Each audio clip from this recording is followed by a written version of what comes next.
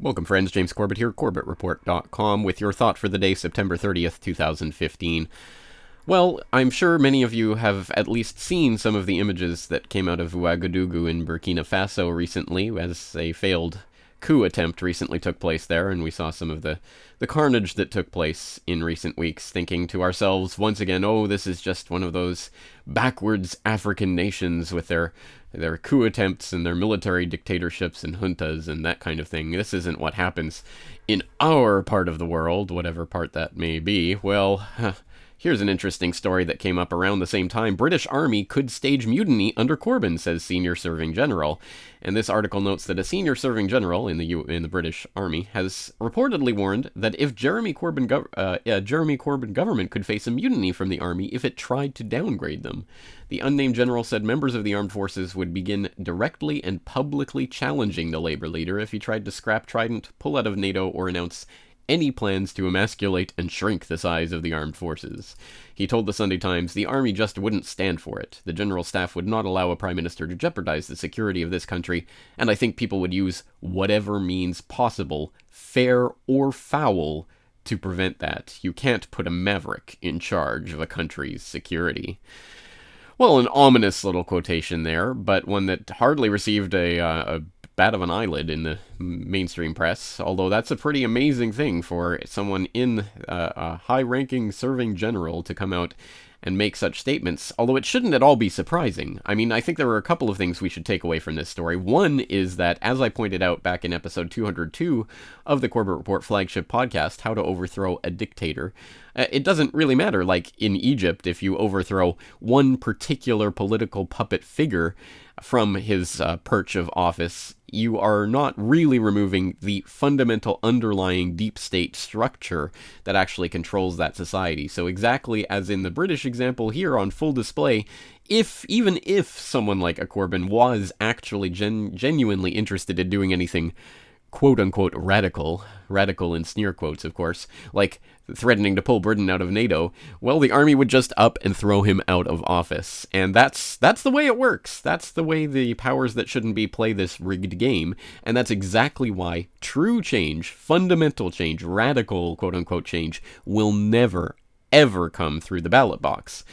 But I think another thing to take away from this is, I think, something that's kind of implied in this, that it wouldn't, I think, be the army acting all by itself and just sort of unilaterally here. I think there would be popular support, especially depending how the press threw its weight behind this argument, trying to paint the would-be coup leaders of the British coup as heroes for attempting to save the security of Britain. And I'm sure there'd be some staged events or whatever to threaten, oh, ISIS is now threatening Britain, and look at Corbyn trying to take Britain out of NATO, or whatever kind of ridiculous scenario is concocted. I'm sure the press would play its usual role as the mouthpiece for the real deep state powers by painting the coup leaders as those valiant heroes desperately trying to save the country.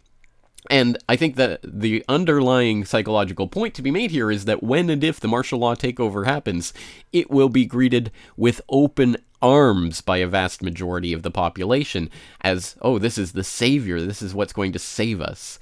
I think people will recognize this as part of the at least a subset of that problem, reaction, solution, modus operandi of the powers that shouldn't be. But in case you're incredulous on this point, well, as Zero Hedge noted in its article on this British military coup threat, there was a recent YouGov poll that showed that 41% of respondents, as opposed to 29% in the negative, 41% would actually support the U.S. military taking over the powers of federal government, and it's broken down by party affiliation here. And take the accuracy of these types of YouGov polls for what they're worth, but I think the underlying point is nonetheless an apt one, that at the time when this happens, when whatever is enacted, martial law, FEMA camps, whatever it may be, it will always be presented as a good and as the solution to whatever problems the media is pushing at that particular moment, that political moment. So I think, this is an important point to understand, that we tend to think of these types of things, it will be some sort of fascist, tyrannical takeover, and everyone will be cowering in fear and secretly hating and wishing for the overthrow of these jackbooted thugs who are marching in the streets with their weapons. But I think that's too cartoonish. I mean, obviously, such a system would not last. It would not be designed to last. That sort of system is quickly overthrown, as was the case actually in Burkina Faso, when the coup was quickly put down by the army loyalists. But a much more insidious form of martial law takeover or takeover generally would be one in which it's treated as, oh, wouldn't it be a great thing? We need this for the security of the country, and welcomed not with people cowering in fear, but a ticker tape parade down Main Street. Hey, yay, the army's here to save the day. And that's invariably how it will be done.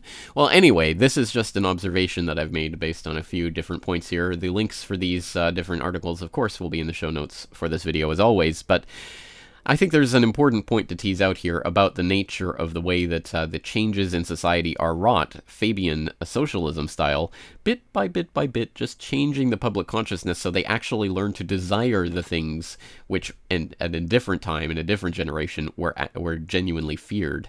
And so I will be writing more about this in my subscriber newsletter this weekend. I think it's an important point. Anyway, just wanted to share this thought with you. Thanks again for listening. This is James Corbett at CorbettReport.com.